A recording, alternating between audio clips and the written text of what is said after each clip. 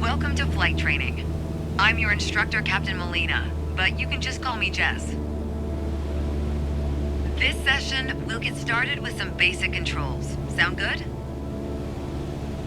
First things first, let's get familiar with your surroundings. Don't worry, I've got the stick while you get your bearings. Out your side windows, you can see we have great visibility over Sedona today.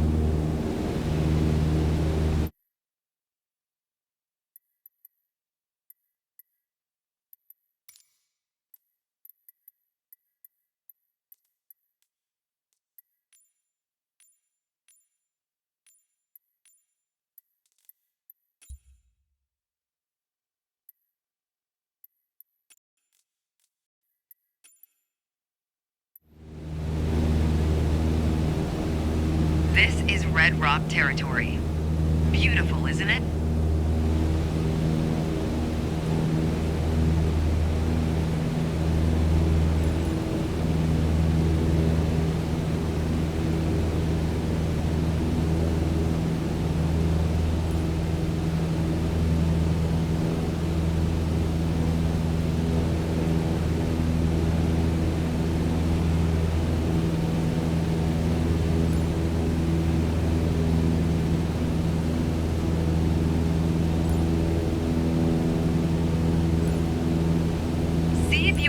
The Sedona Airport.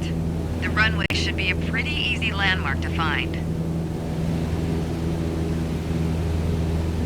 There you go. Visual confirmation on the airport. Now that we're oriented, it's your turn. Time to fly this bird. The first control on our training list is the yoke. I still remember my first instructor saying the yoke is like a steering wheel. Almost. Sure, you can turn, but you can also pitch. For starters, it controls the ailerons. And the ailerons They allow the plane to roll and bank into turns. Go ahead and try rolling to the right. Nice. Now let's see you level back out.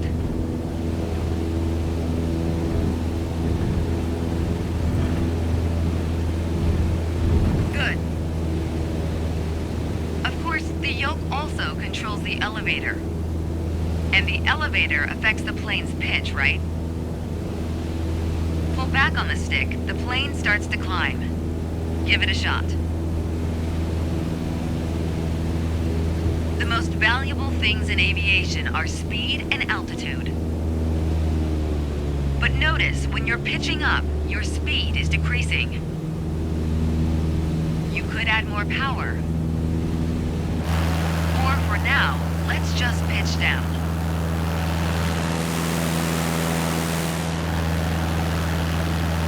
Just like that, your speed's picking up again as the nose pitches down. As you level back out, let's talk about another control, the rudders at your feet. Rudder pedals control the aircraft's side-to-side movement, also known as yaw. On the ground, those pedals are going to steer the plane left or right. Up here, they properly align us during turns. Try them out, and watch the plane's nose skew to either side.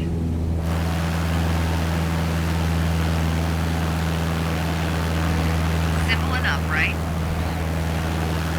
Before we go on, let's bring the plane back to straight-up flight.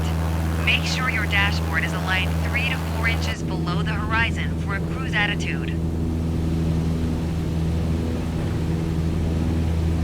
Okay, the last thing we're going to cover now is the throttle. If you have the need for speed, then the throttle's for you. Full control over the power output of the engine. Let's see what happens when you cut all the power.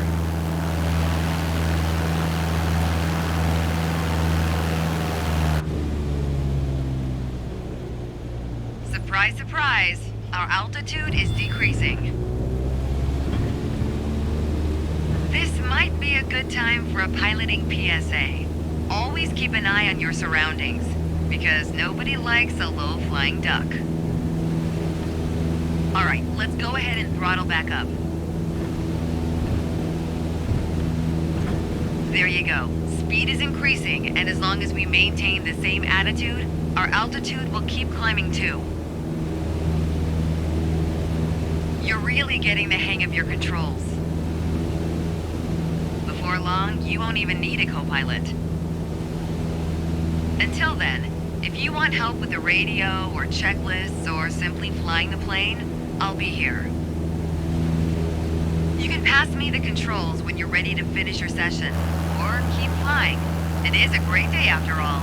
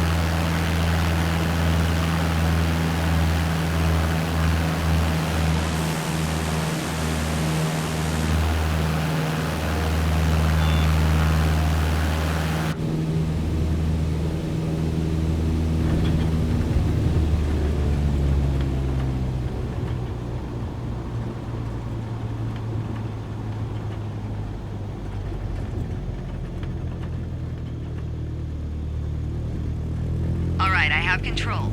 Good job.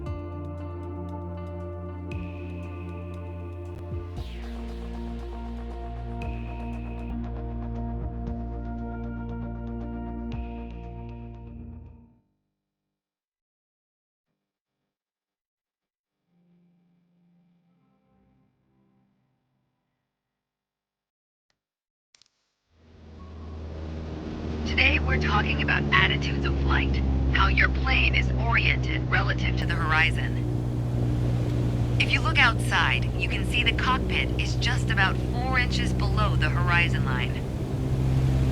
We're flying straight with a decent rate of speed. This is the cruise attitude. Let's see how it reads on your instruments.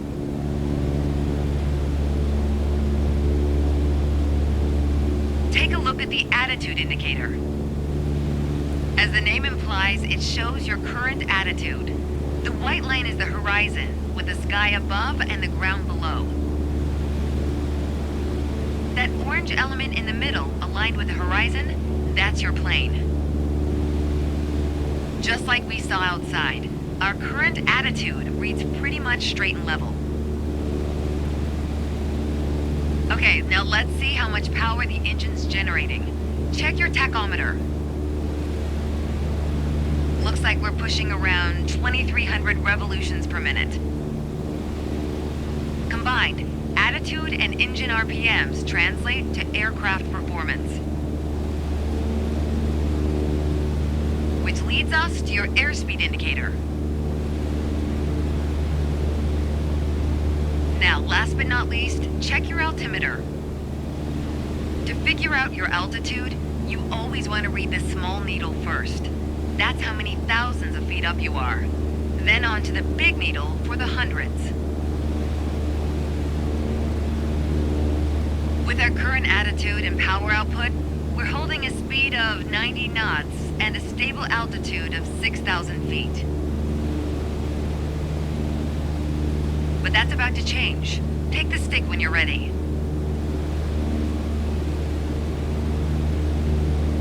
Pull back slightly on the yoke to raise the nose just above the horizon line. About 2 inches. Make sure you don't pitch up too much, or the angle will be too steep to create lift. And without enough lift, we'll stall. Alright, go full throttle and start climbing.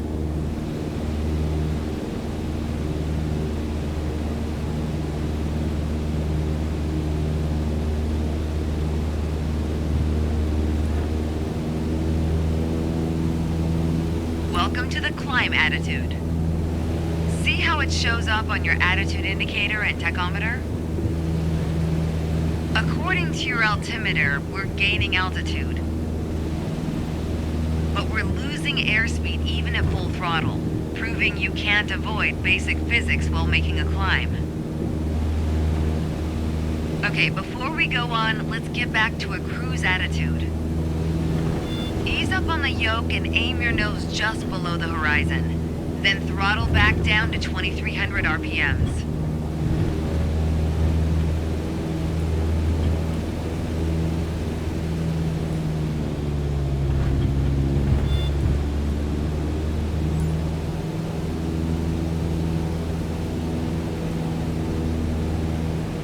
Nice job. We're now set up with the same attitude and power we had at the top of our lesson.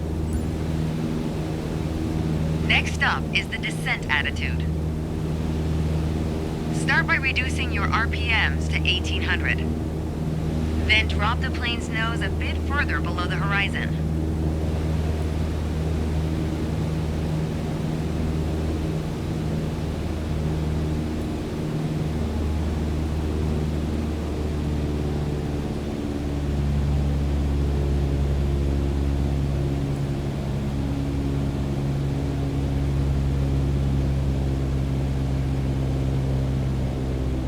As expected, with a nose-down attitude, our altitude is decreasing, while our speed is picking up.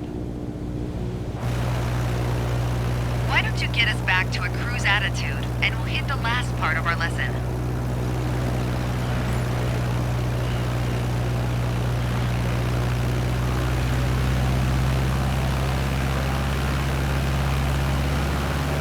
There we go. Now that we know how to cruise, climb, and descend, let's talk about the turn attitude. Gently pull the yoke left or right to start rolling the plane. If you take a look outside, you can see how our attitude's changed, but you can also check your instruments for the details. As a general rule, you you always want to keep your turns under 30 degrees. At the top of your attitude indicator, there's a series of notches representing 10 degrees each.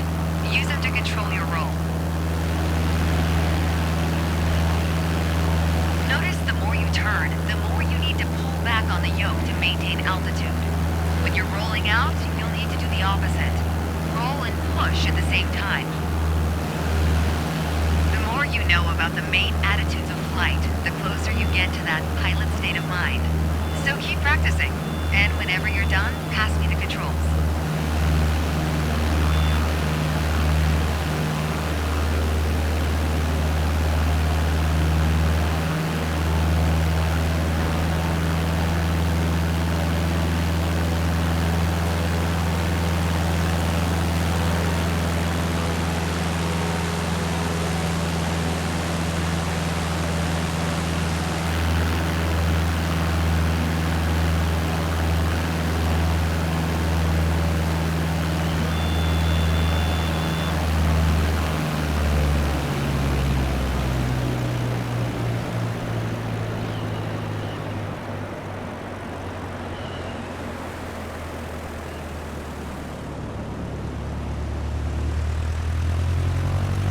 Thanks, I've got control now. Well done.